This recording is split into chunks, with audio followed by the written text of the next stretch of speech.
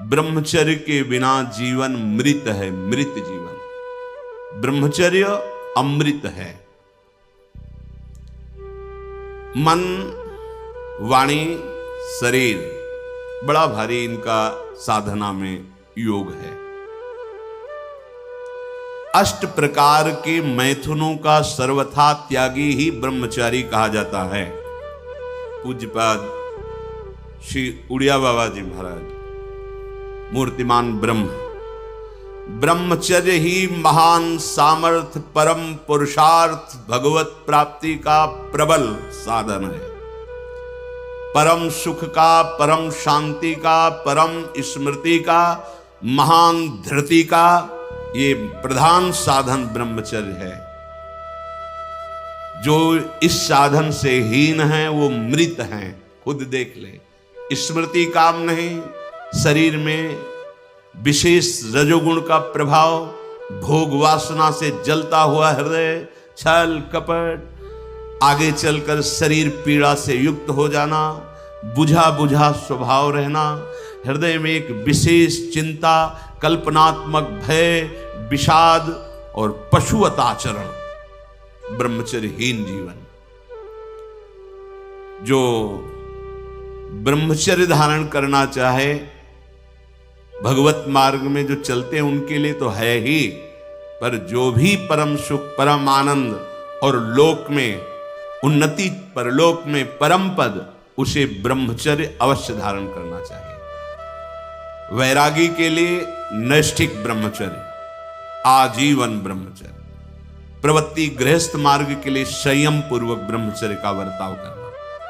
जब तक पाणी ग्रहण संस्कार ना हो तब तक ब्रह्मचर्य अवश्य रहो। यदि उस समय तक ब्रह्मचर्य नहीं रहते तो तुम गृहस्थी को ठीक से नहीं चला पाओगे, वास्तविक अच्छे गृहस्थ नहीं बन सकते हो। जो तुम्हारी गृहस्थ की वृत्तियां हैं उनमें तुम सफल नहीं हो पाओगे। व्यभिचार व्यक्ति का सर्वनाश कर देता है। 20 वर्ष या 22 वर्ष की अवस्था तक तो सबको, जो भी बच्चे हैं उनको शिक्षा देनी चाहिए, ब्रह्मचर्य का ही पालन करें। बहुत सुंदर खेती गेहूं की लहलहाती हुई है और देहाती भाषा में उसे गलेत कहते हैं। गलेत मतलब बाली निकलने को है। अब काट लो आप, एक दाना नहीं मिलेगा, और थोड़ा रुक जाओ धैर्य पूर्वक, बाली आ जाने दो, उसमें दाना पड़ने दो और दाना पक जाने दो, तो 1 बीघा खेत में 40 मन गेहूं होगा। ऐसे ही जो आप 13-14 वर्ष की अवस्था से आपके अंदर परिवर्तन होता है, एक भोगाकर्षण होता है सबके अंदर जो इस भूमि में जन्मा है, या भगवान या भगवत प्राप्त महापुरुष कारक पुरुष, उसकी बात तो अलग है। अन्यथा जो भी जन्मा है, जहां 12, 13, 14 वर्ष की अवस्था होती है, काम वेदना जागृत होने लगती है। मन एक अलौकिक आकर्षण, भोगाकर्षण की तरफ भागने लगता है। एक चाह होती, कोई हमारा ऐसा दोस्त हो, कोई हमारा ऐसा प्यारा हो जिसको हम अपना जीवन समर्पित करें। ऐसा होता है, एक माया का ऐसा आकर्षण होता है। इसीलिए पूर्व में गुरुकुल भेजा जाता था, बिल्कुल भोग विलासता से दूर, एकांत में महान ब्रह्म ऋषियों के शासन में, चाहे वो राजकुमार हो चाहे गृहस्थ बालक हो, एक ही संगत में बैठाल कर अध्यात्म विद्या के द्वारा, नियम संयम यम के द्वारा उन्हें पूर्ण किया जाता था। उनका ज्ञान पूर्ण, उनका संयम पूर्ण, विचार उनका सत्य, फिर वहां निर्णय लिया जाता था। अब मैं आजीवन नैष्ठिक ब्रह्मचारी रहकर संन्यास लूंगा, अब मैं गृहस्थ में जाऊंगा। दोनों की पद्धतियां थी। गुरुजनों को संतुष्ट करके एक विरक्त मार्ग में चले जाते, गृहस्थ मार्ग में। जो गृहस्थ मार्ग में जाते, पाणी ग्रहण हुआ, उसमें भी गुरुकुल में रहकर शिक्षा मिली है। कब, कैसे, किस विधान से हमें ब्रह्मचर्य का गृहस्थ में प्रयोग करना है। ऐसा नहीं कि मनमानी व्यभिचार प्रवृत्ति। यहां तो अब ऐसे आचरणों की बढ़ोतरी हो रही जहां शास्त्र, संयम, गुरुजनों की आज्ञा, इनका तो कोई महत्व ही नहीं रह गया है। कैसी कलयुग की विचित्र मलिन चाल। जिस अवस्था में असंग रहकर विद्या का अध्ययन करना, स्वास्थ्यवर्धक चेष्टाएं करके स्वस्थ होना, समाज सेवक, देश सेवक, परिवार को सुख पहुंचाने वाला आचरण, अध्यात्म विद्या का ज्ञान, वहां छोटे से ही भोग वासना प्रवृत्ति की बढ़ोतरी, वो दोस्ती, विपरीत भावनाएं, व्यसन। समलो भाई, सबसे हाथ जोड़ के कह रहा हूं, बहुत कीमती आपका जीवन है। जिस जीवन को छोटे छोटे बच्चे गांजा, भांग, अफीम, ड्रग्स, चरस, ये क्या हो रहा है? अभी आपकी 20-22 वर्ष की अवस्था है, आप व्यसन में आसक्त हो गए, आप व्यभिचार में आसक्त हो गए, तो किस बुद्धि से आप देश सेवा करेंगे? किस बुद्धि से आप अपना उद्धार या अपने परिवार को सुख पहुंचाएंगे? ब्रह्मचर्य जीवन है, ब्रह्मचर्य जीवन है। ब्रह्मचर्यहीन जीवन मृत्यु है। पूज्यपाद सिउड़िया बाबा जी महाराज, साक्षात ब्रह्म। जिसको ब्रह्मचर्य धारण करना है, ध्यान देकर सुनिए। सबसे पहला कार्य उसकी दिनचर्या में, चाहे बच्चा हो, चाहे जवान हो, या जो कोई भी हो, सूर्य उदय के पहले रात्रि के चौथे प्रहर में ही जाग जाना चाहिए। अपने तो अर्धरात्रि के बाद ही जाग जाते हैं। चौथे पहर में प्रातः 4 बजे बिल्कुल जग जाना चाहिए। और जो 8-10 बजे तक सोता है, वो कोई भी हो, ब्रह्मचारी रह ही नहीं सकता, ब्रह्मचर्य रह ही नहीं सकता। वो स्वप्न दोष का शिकार होगा, वो नाना प्रकार की कुचेष्टाओं का शिकार होगा, पक्का। क्योंकि बुद्धि को सत्य प्रकाश की तरफ प्रेरित करने वाले भगवान भुवन भास्कर हैं। वो पधार रहे हो, आप सो रहे हो सैया पे, आपकी आयु, श्री, कीर्ति, बल सब नष्ट होगा। देखो ना, जो 10-10 बजे तक सोते हैं, देखो ना, उनसे बात करके देखो, एकदम ऐसा लगता है बुझा हुआ जीवन, कोई भागवतिक तेज उत्साह न वाणी में, न नेत्रों में, न तन में। क्या जीवन, मृत जीवन। सबसे पहला नियम लीजिए, जहां भी आपको शब्द सुनाई दे, आपका जीवन ब्रह्मचर्य ही अमृत है और आपका जीवन ब्रह्मचर्यहीन ही मृत्यु है। ब्रह्मचर्य रहने के लिए आपको अपनी दिनचर्या सुधारनी होगी। प्रातः 4 बजे आपको उठना ही होगा, तभी आप ब्रह्मचर्य रह सकते हैं। अगर आप नहीं उठते तो आप देख लेना, इसका आध्यात्मिक प्रभाव पड़ता है। आप देखिएगा 3 बजे से लेकर के सूर्य उदय के तक अगर आप सोते हैं तो आपका स्वप्न दोष बढ़ेगा, आपका संयम बिगड़ेगा। अगर आप कोई ऐसी कुचेष्टाएं नहीं किए हैं तो स्वप्न दोष की संभावना ही नहीं होती। आप बाल्यावस्था से कुचेष्टाएं करते हैं, संयम विरुद्ध रहते हैं, तो आप ना चाहते हुए फिर सामर्थ्यहीन हो जाते हैं, ब्रह्मचर्यहीन हो जाते हैं। बहुत ध्यान दें, ये अध्यात्म में जैसे पूरा मकान बनने के लिए नींव मजबूत होना जरूरी है, चाहे जयखंड का बना लो आप, अगर नींव मजबूत है, नींव मजबूत नहीं तो फिर मकान ढह जाएगा। ऐसे ही ब्रह्मचर्य हर मार्ग की नींव है। चाहे जिस मार्ग में चलना चाहो, चाहे जिस संप्रदाय में चलना चाहो, चाहे लौकिक मार्ग हो या पारलौकिक, आपका ब्रह्मचर्य नींव है जीवन की। इसको मनोरंजन मत समझो। कैसी तुम्हारी दुर्बुद्धि, अपने हाथ से तुम अपना नाश करते हो। कैसी कैसी दुर्बुद्धि जागृत हो गई, सावधान। पूज्यपाद बाबा कह रहे हैं, जब प्रातः काल उठो, कोई भी हो, अगर थोड़ी भी आस्तिकता है तभी तो ब्रह्मचर्य की भावना आप धारण करोगे। तो उठकर पहला कार्य प्रभु का स्मरण। अपने तो प्रभु के स्मरण की सरसता प्राप्त करने के लिए पहले तो गुरुदेव और भक्तों का स्मरण, फिर प्रभु को। मोरे मन प्रभुस्य विश्वासा, राम ते अधिक राम कर दासा। भक्त सुमिरन से भगवान बहुत जल्दी प्रसन्न हो जाते हैं। हरि को निज यस ते अधिक भक्तन यस पर प्यार। सबसे पहले महान भक्तों का स्मरण, उनसे हमें सामर्थ्य प्राप्त होती। जब उनका स्मरण करते हैं तो उनकी भजन शक्ति, उनकी कृपा शक्ति हमको बल देती है, हमारी दिनचर्या परम पवित्र और शास्त्र सम्मत होती है। फिर बिना, जिसे आजकल वो चल पड़ा है चाय काफी, बाबा मना करते हैं। ये दिनचर्या ब्रह्मचारी की नहीं होती कि आप सुबह उठे चाय पिए फिर सो, नहीं। हाँ, जल के लिए आयुर्वेद में सिद्धांत है, बिना कुल्ला व मंजन किए आप जल पिए तो जो मुख में, वो आपके उदर को साफ करेगा जाके, आपके उदर को रोग रहित करेगा जाके। अधिक से अधिक पानी, अधिक से अधिक। अगर उल्टी हो जाती तो और अच्छा होता है। जैसे आप पिए 2-4-10 कदम टहले, आपको उल्टी लगे, अगर उल्टी कर दिए तो बहुत अच्छा होगा, क्योंकि पित्त और सब गर्मी निकल गई, नहीं हो रही, पच गया है। फिर इसके बाद आप शौच स्नान आदि क्रिया कीजिए। फिर पवित्र जब शरीर हुआ तो जैसे भजन आवश्यक है वैसे व्यायाम आवश्यक है, वैसे प्राणायाम आवश्यक है। वैसे आपको 2 किलोमीटर दौड़िए, कुछ शारीरिक ऐसा व्यायाम, कुछ ऐसे भी व्यायाम करते हैं। ये कोई व्यायाम पैरे से करो,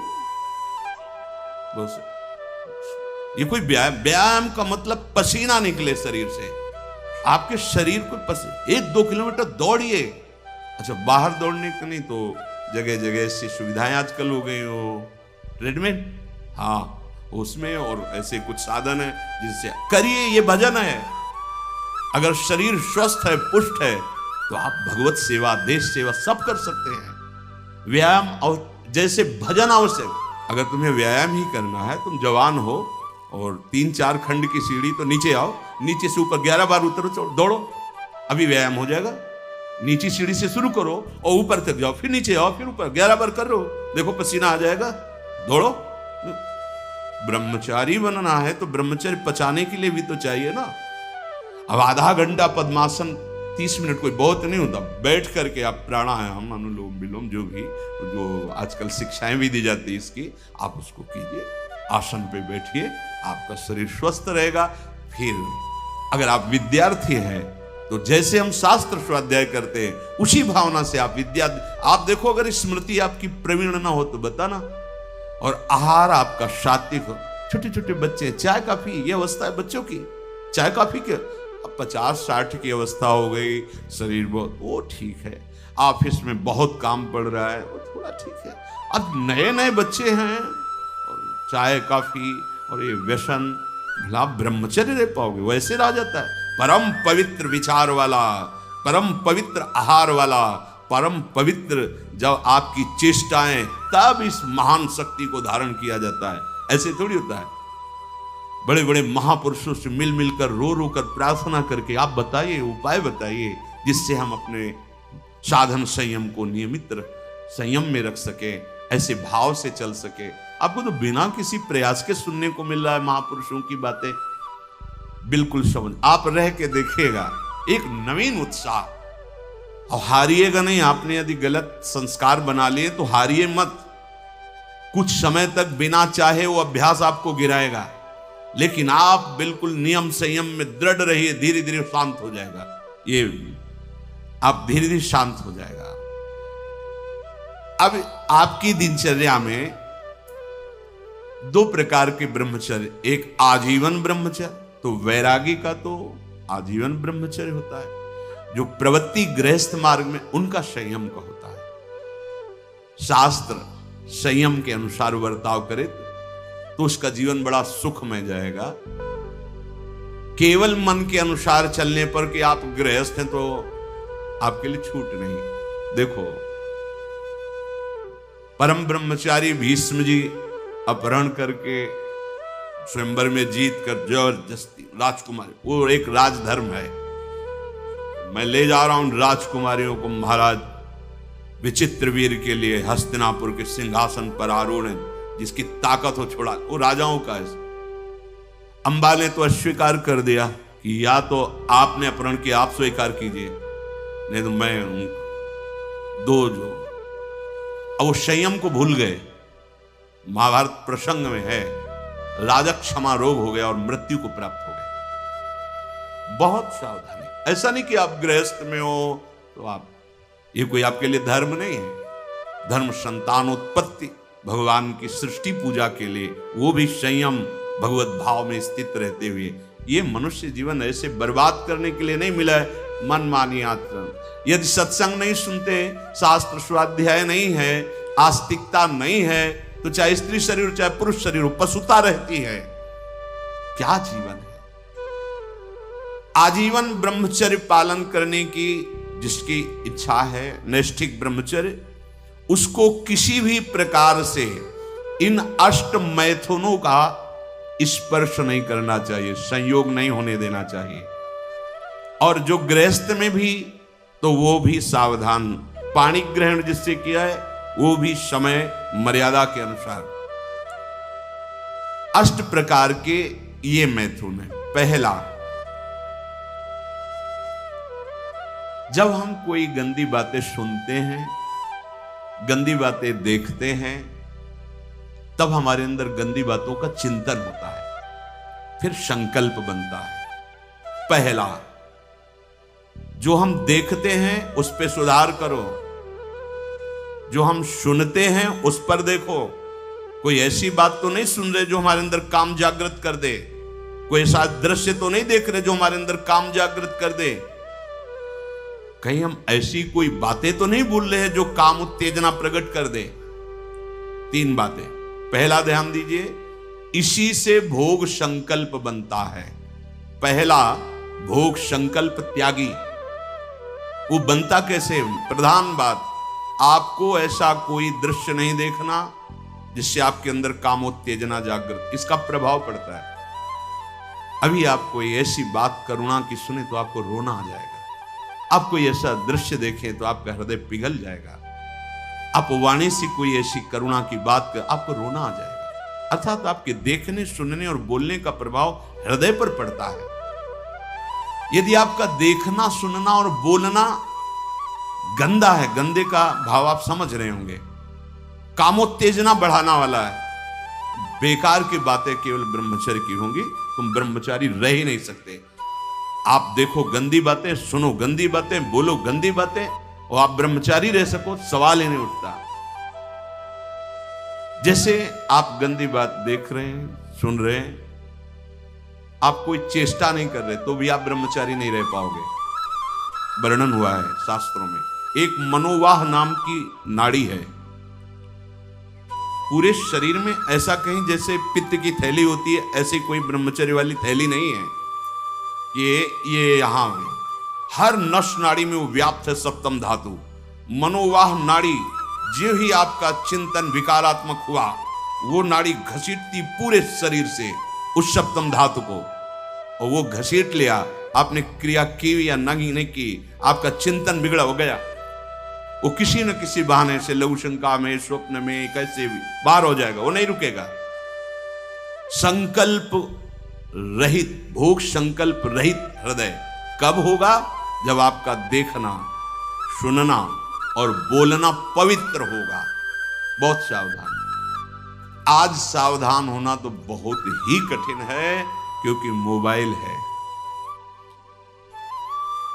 जो बातें बहुत गुप्त रखी जाती थी कि नई पीढ़ी, नई समाज हमारी समय आने पर जाने, बड़े बुजुर्ग घर की माताएं बहनें जब बेटी का ब्याह होता था तब एकांत में शिक्षा देती थी, तुम्हारा पति ऐसा, ऐसे व्यवहार करना, ऐसे चलना, अब तुम गृहस्थ में जा रहे हो तो ऐसा ऐसा। अब छोटे छोटे बच्चे बूढ़ों को समझा सकते हैं, इतना ज्ञान है उनको, क्योंकि हाथ में मोबाइल है। गूगल में सर्च करो, यूट्यूब में सर्च करो, आपको सब शिक्षाएं मिल जाएंगी, जिस मार्ग की, चाहे अध्यात्म मार्ग की या कुमार्ग की, सब भरी हुई हैं। और प्रायः कोई बिरला ही होगा जो मोबाइल रहित हो। जैसे भगवान सर्वत्र विराजमान है, ऐसे माया ने सर्वत्र रचना कर दी मोबाइल की। हर चीज में कुछ गुण हैं, कुछ दोष हैं। अगर मोबाइल रखो तो गुण ग्रहण करो, बहुत आवश्यक है। ठीक है, आप कहीं ऐसी जगह फंस रहे हैं, फोन कर दिए, सहयोग मिल गया, आप पुलिस को फोन कर सकते हैं, घर को फोन कर सकते हैं। जहां चिट्ठी जाती थी महीनों में, वहां मिनट में बात कर लो, बड़ी सुविधा है। लेकिन कुमार्गगामी प्रवृत्ति की सुविधा उसमें मत लीजिए। अगर आप वो बातें देखेंगे, आपके पास मोबाइल है हाँ, एकांत हुए और आप 4 साधक बैठकर या 4 नौजवान बैठकर आप अपने को संभाल नहीं सकते। एक दृश्य देखा आजामिल ने कि एक वैश्या किसी के साथ जंगल में ऐसे, उस दृश्य ने नीच आचरणों में फंसा दिया। एक दृश्य देखा, सौभरी ऋषि ने मछली की 50 राजकुमारियों से ब्याह किया जाके मानधाता की।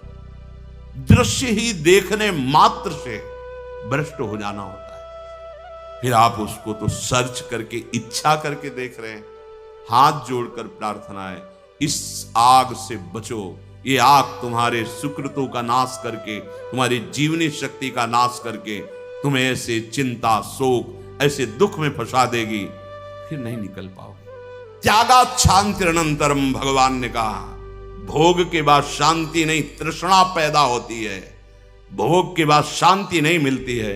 कुछ क्षण के लिए वो कामना का भोग किया इसलिए शांत लगता है, फिर उसके बाद जो उसकी तृष्णा पैदा होगी, वो तांडव देख रहे हो उस तृष्णा का, पशुवत आचरण। हम बातें बड़ी ऊंची ऊंची धर्म की करते हैं, लेकिन नींव नहीं है धर्म की। ये ब्रह्मचर्य पूर्ण जीवन के लिए अमृत पद है, चाहे गृहस्थी में हो, चाहे व्यापारी हो, चाहे किसान हो, चाहे, और विरक्त मार्ग का तो यही मुख्य ऐसा आधार है जिसके ऊपर वो विविध प्रकार की दैवी संपदा का अनुभव करता है। पहला है, जो आप देख रहे हैं, सुन रहे हैं, बोल रहे हैं, वो कामोत्तेजना वाला नहीं होना चाहिए, क्योंकि उससे आपके मन में संकल्प बनेगा। संकल्प भोग का बन गया तो क्रिया हो या ना हो, आप ब्रह्मचर्य नहीं रह पाएंगे। एक बार परमहंस स्वामी श्री ओंकारानंद सरस्वती जी महाराज, साक्षात मूर्तिमान ब्रह्म, नजफगढ़, कानपुर, गंगा के किनारे, बहुत ही ज्ञान संपन्न महापुरुष, तो हिम्मत करके पूछा गुरुजनों से, तो अपनी बात, महाराज जी पूर्ण ब्रह्मचर्य रहने में कई ऐसे साधकों में परस्पर वार्ता को कहते स्वप्न दोष हो जाता है, तो हम कैसे अखंड ब्रह्मचारी माने जाएंगे। महाराज ने तो वचन बोले, यदि आप कोई कुचेष्टा नहीं करते और कुछ काल के बाद ऐसा होता है, आपने स्वप्न में भी कोई गंदे दृश्य या गंदी भावना नहीं देखी, स्वाभाविक आप जगे ऐसा, तो बोले जैसे उफान आती है किसी वस्तु में, वो वास्तविक जो ब्रह्मचर्य, जो संतानोत्पत्ति वाला, वो नहीं निकल पाए, उसके ऊपरी भाग का, उससे कोई हानि नहीं होती। यदि आपने कुछ चेष्टा पहले से अभ्यास की है और आपका स्वप्न में गलत संकल्प बन गया है, फिर वो वैसा माना जाएगा। इसलिए संकल्प का त्याग करे, कभी कुचेष्टा न करे। स्वाभाविक कभी खान पान बिगड़ गया या कभी स्वाभाविक ऐसे अधिक श्रम, अधिक थक जाने से ऐसा हुआ, तो बोले वो ब्रह्मचर्य खंडन नहीं माना जाता, ऐसा होता है। दूसरा, अब हम सामने तो आंख नहीं मिला रहे काम भाव से, लेकिन हम छुप करके किसी शरीर को देख रहे हैं। किसी शरीर का प्रयोग इसलिए किया कि चाहे जो साधक हो, जिस भावना का साधक हो, काम भाव से किसी भी शरीर को देखना, वो उसके लिए अष्टमैथुनों में आता है और वो ब्रह्मचर्य नहीं धारण कर पाएगा। भावनाएं हैं अलग अलग, काम भावना का अलग अलग आरोप शरीरों में किया गया है। समय परिवर्तन के साथ बुद्धि का परिवर्तन होता जाता है, कामनाओं का अलग रूप होता चला जाता है। जो हमने कभी शास्त्रों में नहीं पढ़ा वो देखने को मिल रहा है। किसी भी शरीर की तरफ छुपकर या किसी बहाने से काम भाव से देखना, अगर ऐसा देखते हैं तो आप अष्टमैथुनों के अंतर्गत है और आपका भाव बिगड़ जाएगा, आप संयम से नहीं रह पाएंगे। एक बार दृष्टि भूल से चली जाए उसे देखना नहीं कहते। जैसे आप मारो, अचानक दृष्टि गई, बस आप हटा लीजिए। जैसे यमुना स्नान करने गए, गंगा स्नान करने गए, यहां जहां सब परिवार के परिवार स्नान करते, अचानक दृष्टि गई है, अब दोबारा नहीं देखना। अगर दोबारा देख लिया तो अष्ट मैथुन के अंतर्गत आता है, वो आपका भाव बिगाड़ देगा। भूल से दृष्टि चली जाए तत्काल उधर से दृष्टि हटा ले। किसी भी माता बहन को, जिसको जो गृहस्थ में पाणी ग्रहण किया वो अर्धांगिनी, इसके अलावा जहां भी दृष्टि जाए अपनी दृष्टि को सुधारना है। जैसे हम अपनी मां के पास रहते हैं तो क्या भाव हो, कोई गलत भाव थोड़ी आता है। अपनी बहन के साथ रहते हैं तो क्या गलत भाव आता है? वो तो राक्षस है जिसके अंदर गलत भाव है, वो मनुष्य थोड़ी है। अरे बहन बेटी माँ है तो परम पवित्र, इनके तो चरण रज माथे पे रखते हैं, माथा इनके चरणों में रखते हैं। देखो कितनी सुंदर रीति हमारी, ने तो देखा है। कभी बेटी से पैर नहीं छुआते थे पिता, पैर छूते ही थे, बेटी के पैर छूते। ए देवी दुर्गा के स्वरूप मानते, एक कन्याएं ये सब भगवती का स्वरूप है, ऐसा मानते। और बहन जब राखी बांधती है तो भाई तो माथा रखता ही है, चरण छूता ही है, पूज्य भाव रखना। ऐसे ही जननी सम जान है, ये सब भगवती अम्बा की अंश स्वरूपा है। अपने लोग तो सब श्री जी की सखियां हैं, लाडली जी की दुलारी प्यारी सखियां हैं, अपने को ऐसा भाव। अगर हम स्त्री को, किसी भी स्त्री शरीर को देखकर भोग भावना करते हैं, हमारा पतन निश्चित है। कोई क्रिया हो या ना हो, यह चिंतन वाली बात है, ध्यान रखना। किसी भी माता बहन को भोग बुद्धि से, जैसे शास्त्रों में कहा गया नरकस्य नारी, बात है कि तुम्हारी भोग भावना जो नारी के प्रति है, यह नरक पहुंचा देगी। त्रिविधम नरकस्येदम द्वारम नासन मात्मनः कामः क्रोधा तथा लोभा तस्मादेत्रयम् त्यजेत। माताओं बहनों की तरफ देख करके काम भाव से उनको देखना तो तुम समझ लो नरक जाने का रास्ता फिट कर रहे हो। त्रिविधम नरकस्येदम, शास्त्रों ने तो जगदम्बा कहा है, शास्त्रों ने तो मां कहा है इनको। जननी सम जानो पर नारी, कहां जगत की जो वार्ता है वो कहां शास्त्र के विरुद्ध पहुंच रही। शास्त्र उसको कह रहा है जो माताओं बहनों को गलत दृष्टि से देख रहा है कि नरक, ये तुम्हारे नरक का हेतु बनेगा जो तुम देख रहे हो स्त्री को काम भाव से। आगे कह रहे हैं किसी भी तरह से खिलवाड़ करना। बच्चे हैं, बच्चियां हैं, अब उनको तो ज्ञान नहीं है कि आप गलत स्पर्श कर रहे हैं, आप गलत ढंग से छू रहे हैं, और आप अपनी वासना का पोषण करने के लिए छोटे बच्चों को, बच्चियों को गोद में बैठा ले, खिला रहे, और आपकी भावना दूषित हो रही। ये सत्संग है, बहुत होश में सुनिए। साधु हैं या परमार्थ के पथिक हैं या गृहस्थ हैं, अंतर में बैठा हुआ अंतर्यामी देख रहा है आप क्या देख रहे हो और आप क्या सोच रहे हो। बस जो ब्रह्म स्वरूप महापुरुष हो गए, स्वयं बालकवत वो खेल रहे हो, विचरण कर, तुम्हारी स्थिति नहीं है। अंतर की वृत्ति भ्रष्ट होने में देर नहीं लगती है। वो अबोध अवस्था को प्राप्त बालक बालिकाएं हैं, भगवान का स्वरूप मानकर दूर से, अगर वैराग्य मार्ग के पथि को दूर से स्पर्श करने का अधिकार नहीं, स्पर्श करने का वो ब्रह्मबोध संपन्न महापुरुष जो स्वयं बालवत परमहंस अवस्था को प्राप्त, वो बच्चों के साथ खेलते हैं जहां कामना की कोई गंध ही नहीं, ब्रह्म स्वरूप है अपने होश में। किसी बालक को किसी भी तरह से दुलार करना, वो वात्सल्य नहीं होगा आपके अंदर, वो वासना होगी। ध्यान देना, बहुत सावधानी का विषय है कि हम तो बच्चों के साथ खेलते हैं। नहीं, तुम बच्चों के साथ खेलते नहीं, अपनी वासना को बढ़ावा दे रहे हो।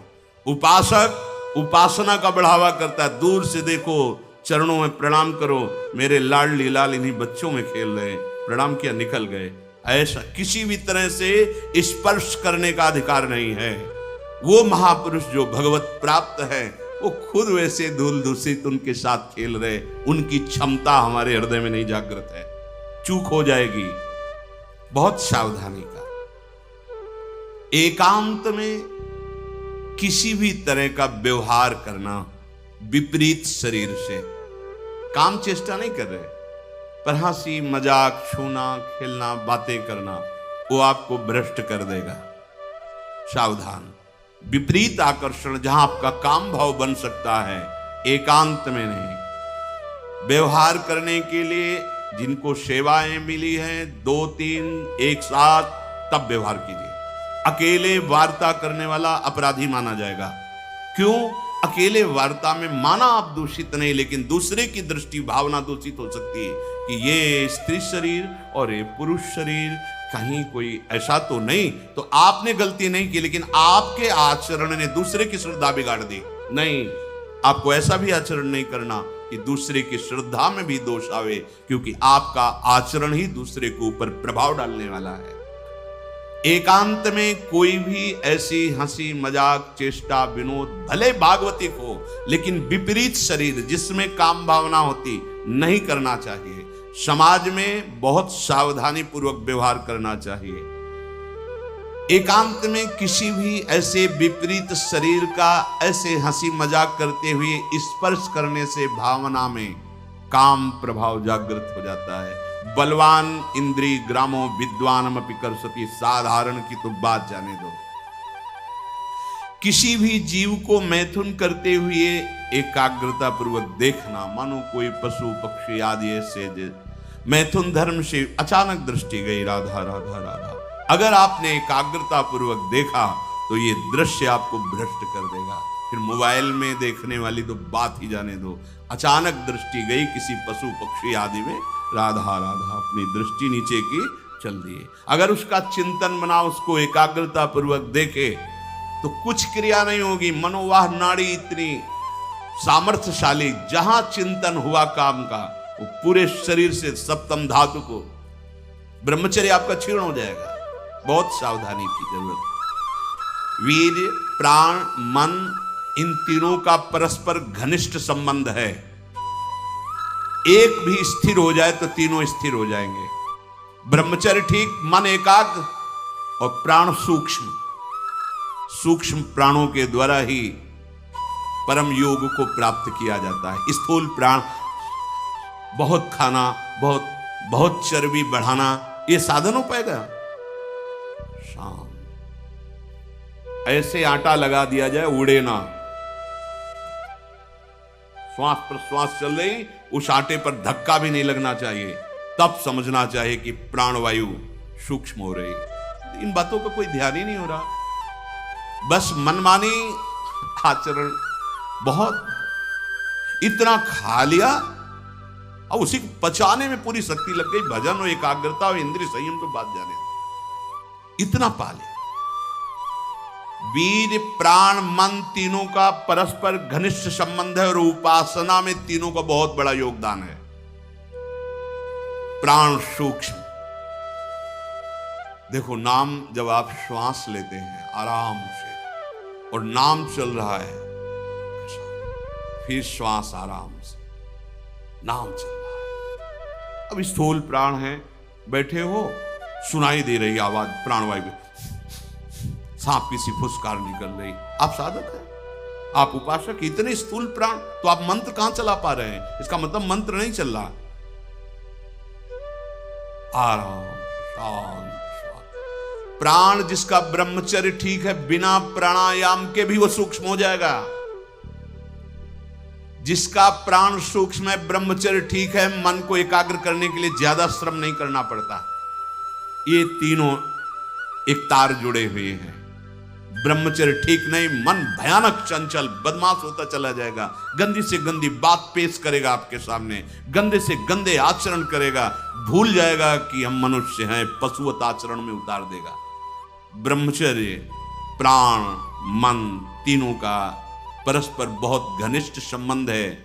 एक स्थिर कर लो, ब्रह्मचर्य, बहुत गंभीरता स्वभाव में आ जाएगी। ब्रह्मचारी का स्वभाव गंभीर होता है, विचार परिपक्व होता है, स्मृति प्रवीण होती है उसकी, और हर कष्ट सहने की सामर्थ्य होती।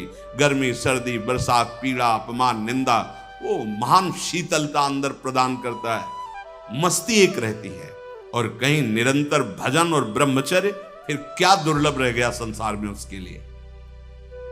इसलिए हमारे शास्त्रों ने, ब्रह्म ऋषियों ने ब्रह्मचर्य पर बहुत जोर दिया है। ब्रह्मचर्य रहने वाले उपासक को इन बातों का ध्यान देना चाहिए। यदि कब्ज पेट में रहेगी तो बिना क्रिया के भी ब्रह्मचर्यहीन होने लगोगे। गर्मी बर्दाश्त नहीं ज्यादा, ये जितने नए पदार्थ पाने वाली लोलुपता है, ये सब ब्रह्मचर्य नाश करने वाली। ये जो आप जिसे पिज्जा कहते हैं, इसमें जो ऊपर लेप लगाए जाते हैं, जो बनता है वो गरिष्ठ है, बहुत गरिष्ठ है, पाचन तंत्रों पर भारी प्रभाव बनाकर एक कब्ज बनाने वाली चीजें। आपको ये 32 दांत दिए गए, वो अच्छे चबा चबा के लुगदी में थोड़ा खाओ, बहुत देर चबा कर स्वाद लेकर के अंदर जब किया तो जो मुख में पाचन, यहाँ वो जो थूक आदि निकलते हैं उससे ऐसे रस होते हैं जो उसको पाचन करते हैं। बहुत संभाल, ये भोजन का बहुत योगदान है। अगर कब्ज हो रही है तो ये अनुभव में लाई हुई वस्तु है, ये ईशबगोल की भूसी और छोटी हर। जैसे 1 चम्मच 1.5 चम्मच ईशबगोल की भूसी, और अगर आप पहली बार तो आधा चम्मच को हर, छोटी वाली हर मिला लीजिए और 250 ग्राम दूध में पा करके सेवन कीजिए। वो ऐसा नहीं करेगी कि आपका एकदम पेट साफ कर दे। 10 दिन 15 दिन लगा, वो धीरे धीरे आपकी आंतों से वो ऐसा, यही सेवन किए, बहुत समय तक सेवन किए, क्योंकि कभी ऐसे जैसे रूखा सूखा मिला, कभी ना मिला, तो ऐसे कब्ज की तो ये पास रखते थे, थोड़ा ईशबगोल की भूसी और हर। दूध ना मिला तो थोड़ा पानी से ले लिया, थोड़ा कम प्रभाव पड़ेगा, पर वो धीरे धीरे। अति ऐसी औषधियां जो आंतों को जाके, वो भी नहीं ठीक है, क्योंकि वो सीधे इतनी गर्म होती है, ब्रह्मचर्य का नाश कर देगा। बहुत संयम की आवश्यकता है ब्रह्मचर्य के लिए। तो कब्ज मत होने दीजिए, और जल की कमी नहीं होनी चाहिए। 2.5-3 लीटर जल तो होना चाहिए। आपकी जो एसिड बनती है, आपकी आप लघुशंका जो होती है, उससे आपके स्वास्थ्य को लाभ मिलता है। सुबह से शयन तक 2.5-3 लीटर पानी पीना ही चाहिए, यदि आप संयम से चलना चाहते हो। मैदा और गरिष्ठ वस्तुएं, चाय और कॉफी ब्रह्मचारी के लिए निषेध है। हम नौजवान बच्चे हैं, चाय और कॉफी भैया काहे को? 60-50 की अवस्था है, शरीर थोड़ा रुग्ण जैसा, तो आप चाय आदि ले लीजिए। आपको चाय की क्या आवश्यकता है? आपका तो ब्रह्मचर्य खुद इतना पावरफुल, चाय और कॉफी तो विघ्न है आपके लिए। बहुत कलयुग का बड़ा भारी प्रभाव है। आगे कह रहे हैं कि अत्यंत आवश्यक हो तो शरीर जिसका रोगी है उसकी सेवा के लिए अगर आपको सेवा लगाई गई है, या किसी को सेवा कार्य के लिए, ऐसे बकाया किसी को स्पर्श मत करो, क्योंकि सबके शरीरों में परमाणु होते हैं, अपने अपने स्वभाव, अपने अपने आचरण, शरीर में, वस्त्र में, सैया में। एक विश्राम स्थली पे जो आपकी सैया है, आप कैसे सोते हैं उसमें उसके परमाणु हैं, वस्त्र में परमाणु हैं, शरीर में परमाणु हैं। अगर आप ऐसा ही व्यवहार रखेंगे तो आप लड़ नहीं पाएंगे, आपके परमाणु इतने पुष्ट नहीं होंगे कि आप विकारों पर विजय प्राप्त करें। स्वाभाविक भीड़ में कोई छू रहा हो बात अलग है, हमें छूने की चेष्टा, अगर किसी रोगी की सेवा तो फिर विचार नहीं करना है, कोई सेवा पे है तो हमें विचार नहीं करना है। स्वाभाविक ऐसे हंसी मजाक या व्यवहार में हम बचें, स्पर्श से बचें। यहां वो छुआछूत वाला स्पर्श नहीं, अपने परमार्थ को पुष्ट करने की बात है। कभी किसी को मजाक में भी अश्लील बातें मत करो, मजाक से भी, जैसे हंसी मजाक में आप ऐसे, उसका प्रभाव पड़ेगा, वो शब्द है, वो आपके अंदर पहुंचेगा, मनन करेगा और फिर वासना जागृत कर देगा।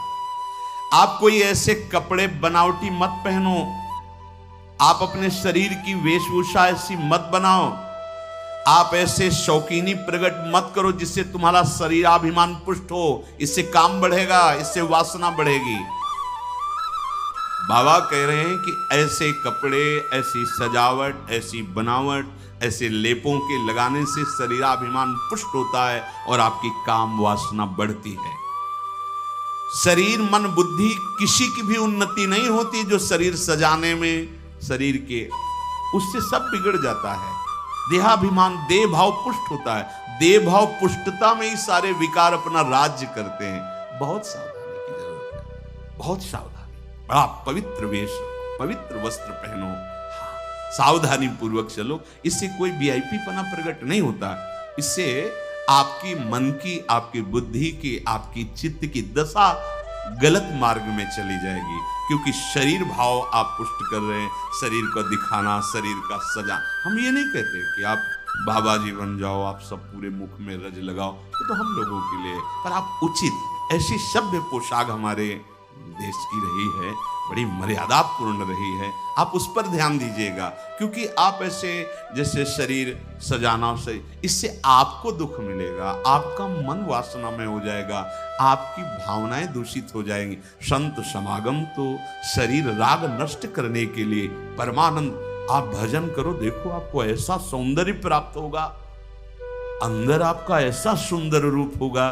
देखो ना, आचार्य चरण कहते हैं, लक्ष्मी कोटि विलक्ष लक्षण लसल लीला किशोरी सतई राधाध्यम ब्रज मंडली मधुरम राधा विधानम। जो हमारी स्वामिनी जी के दासी भाव को प्राप्त होता है, उसको इतना सुंदर रूप मिलता है कि करोड़ों लक्ष्मी आश्चर्यचकित हो जाएं, ऐसा राधा दासी का स्वरूप होता है। इधर आओ, इतना सुंदर रूप प्रिया प्रीतम का, इतना सुंदर रूप आपका, और ऐसे महासुख में निमग्न होना। ये चमड़ा सजाते तो कितने जन्म बीत गए, और इसी चमड़े में आग लगाई जाएगी, यही चमड़ा गाड़ दिया जाएगा। प्यारे, कुछ समय के लिए मिला है, इसी से तो राग मिटाने का अवसर है। आप इसको सजा के और वासनाओं के खेल में उतर रहे हो, कितनी बड़ी हानि कर रहे हो। अभी आप समझ नहीं रहे, इसलिए आपको बुरा लग सकता है कि हमारे पहनावे पे बोल रहे हैं, हमारे ऐसे। नहीं, आप अच्छे से अच्छे कीमती वस्त्र पहनिए, पर उसकी सादगी होनी चाहिए। आप अच्छा पाइए, आप अपने उचित शरीर का श्रृंगार कीजिए। सुंदर मनुष्य शरीर मिला है। देखो, जो पशु श्रृंगार करने योग्य नहीं, वो तुमसे भी सुंदर होते हैं। कैसी रंग बिरंगी है उनके सब बाल, और देखो सब एकदम सुंदर, भगवान रचा, उन्होंने रचना की है। तो आपके तो हाथ हैं, आप अपना, पर उतना जिससे आपका हृदय मलिन होकर वासनाओं के प्रवाह में न बह जाए, या हमारे को देखकर किसी के हृदय में ऐसा गंदा भाव ना आ जाए। दोनों, अपने को बचाओ और दूसरों को भी। जो तुम्हारे मन में काम भाव पैदा कर दे, ऐसे पदार्थ मत पाओ। अनुभव करो, भोजन पाते हो, पाने के बाद भजन में मन लग रहा है या वासना में जा रहा है? वासना में जा रहा तो क्यों जा रहा है? क्या आज नया पदार्थ पाया, और उस पदार्थों को जीवन भर के लिए छोड़ दो। अनुभव करो, जब कभी किसी साधु को पवाना हो तो नाम कीर्तन करना, कोशिश करना कि आपका चिंतन भी भागवतिक हो, क्योंकि उसका प्रभाव पड़ता है। आप जो बनाते हैं उसका प्रभाव पड़ता है, एकदम शीशे की तरह अंतःकरण हो जाता है, एक एक बात दिखाई देती है। तो जिन पदार्थों के पाने से, जैसे प्याज लहसुन मना किया जाता है, ये वैसा निषिद्ध नहीं कि जैसे मांस आदि, ऐसा ये तमोगुण पैदा करके वासना प्रवृत्ति को बढ़ाता है, इसलिए मना किया गया कि अगर आपको दीक्षा लेनी है, आपको भजन मार्ग में चलना है, तो रोकना पड़ेगा। ये निद्रा, आलस्य, प्रमाद, तामस, क्रोध, वासना, इसको प्रकट करने वाला है, इसीलिए संतों ने इसको निषेध कर दिया। नहीं तो इसकी उपज बड़ी पवित्र सी, जैसे जहां आलू पैदा होती है वहीं पैदा होता है, भूमि में तो होता है, पर उसका प्रभाव, जैसे तुलसी के पत्ता पास में ही गांजे का पेड़, वो भी तो ऐसी जगह मिलेगा, लेकिन वो प्रभाव तमोगुण पैदा करके व्यसन हो गया। तुलसी जी परम पावन, भगवत अनुराग बढ़ाने वाली बन गई। और कोई भी सुगंधित पदार्थ जब तक प्रसादी न हो तो शरीर में नहीं लगाना चाहिए, इसका प्रभाव पड़ता है, रजोगुण पैदा करके भोग वासना प्रकट करता है। श्री जी को अर्पित तो भक्ति हो गई हमारी श्री जी की श्री अंग की गंध है, या औषधि के लिए आप ले सकते हैं। नियमानुसार व्यायाम, भोजन उतना जो पच जाए। अगर आपको शाम टाइम लगता है कि खट्टी डकार आ रही, पचा नहीं, तो फिर बैठने की जरूरत नहीं, उपवास करो, दूसरे दिन पाना, कोई मर थोड़ी जाओगे, आपके हाथों को थोड़ा विश्राम मिला। प्रतिदिन सोते समय दांतों की सफाई करके सोएं। आपके दांत ठीक होने चाहिए, क्योंकि आप अच्छे से चबाएंगे तब आपकी पाचन शक्ति ठीक होगी। 2 बार स्नान ब्रह्मचारी को अत्यंत आवश्यक है। और यहां पेट में ठंडा ठंडा जल, ऐसे यहां तो कई बार जल डालिए, जैसे ऊपर स्नान किया, फिर आधे यहां नाभि से लेकर 10 कमंडल कम से कम, ऐसे आराम आराम से आपके ब्रह्मचर्य की बहुत पुष्टता होगी और आपकी गर्मी शांत होगी। रात्रि के समय, सोते समय विचार कीजिए, आज हमसे कौन सा विचार, कौन सी चेष्टा ऐसी गलत हुई जो नहीं होनी चाहिए, और उसको नियम लेकर दूसरे दिन से ना होने पावे। आप खुद विचार कीजिए। मांस और शराब और कोई भी नशा, ये तो कहीं प्रवेश ही नहीं है। पर धोखे से भी कभी बिल्कुल नहीं। ब्रह्मचर्य रहना है, भगवत प्राप्ति करना है, तो आप वृत्ति भगवदाकार है, वो खेल खेले, उनकी बात अलग है। महापुरुषों की वो तो 10 तोला जहर भी खा के पचा जाते, ऐसे संत ये। एक संत थे, पूज्य बाबा के चरित्र में पढ़ा, कूटस्थ उनका नाम, कूटस्थ महात्मा। उन्होंने आजीवन नियम लिया था कि ऐसे खप्पर कर दिया, जो डाल दिया वो खा जाएंगे, क्या है उससे कोई मतलब नहीं। तो कुछ उद्दंड लोग जब उस नगर में गए और ये बात सुना, तो उन्होंने विषैला सांप पकड़वाया और उसको उबाल करके हाथ में आया, ऐसे देखा और मुस्कुराए। जो महापुरुष है, उनकी क्षमता, उनकी स्थिति वो अपने में नहीं, उसमें लिखा था। एक दिन जंगल में किसी पेड़ के नीचे बैठे थे, किसी गांव में चोरी हुई थी, लोग उन चोरों का पीछा किए हुए थे, वो आराम से बैठे इनके पास आए, बोले तुम भी उन चोरों में शामिल थे? उनका तुम्हें जो दिखाई दे रहा है तुम देखो, तुम्हें क्या दिखाई दे रहा है? बोले बहुत गुस्सा, अंधेरा था, बहुत गुस्सा है तेरे अंदर, और डंडा चलाए। जब एक ने कहा यार देखो तो कौन है, तो फिर वो महात्मा हो, बोले तो तुम निर्णय करो कि कौन है। गलती हो कोई बात नहीं, जाओ, कुछ नहीं, पीट रहा है तो कुछ नहीं, उसमें जहरीला सांप दे दिया तो कुछ नहीं। अब वो एक हिमालय की तरफ जा रहे थे, तो उस समय सिंह दहाड़ा, तो ऐसे छड़ी लिए थे, ऐसे खड़े हो गए, बोले सुनो, अगर तुम्हारा आहार निश्चित हो गया है शरीर, तो तुम्हें हल्ला मचाने की जरूरत, इसे खा लो, और नहीं हुआ तो चले जाओ। वो चल रही भले स्थिति है। तो हमको अपने कोई भी व्यसन साधना में, देखो सबसे पहली गलती तो ये होगी कि वो व्यसन हमें अपना चिंतन कराएगा, समय पर हमें कोई व्यसन नहीं करना। और ध्यान से सुनिए, ब्रह्मचर्य पालन के लिए इमली और खट्टे पदार्थ बिल्कुल जहर है ब्रह्मचारी के लिए। ब्रह्मचर्य पालन के लिए लाल मिर्च, प्याज, लहसुन, गरम मसाला, जो सब्जी है, ये बढ़िया। दोपहर में भोजन के पश्चात 15 से 30 मिनट तक विश्राम। सोना नहीं है, करवट थोड़ा इधर मध्य में बाएं ले, उठ के बैठ, दिन में नहीं सोना। जो रात्रि में सेवा करते हैं उनके लिए छूट है।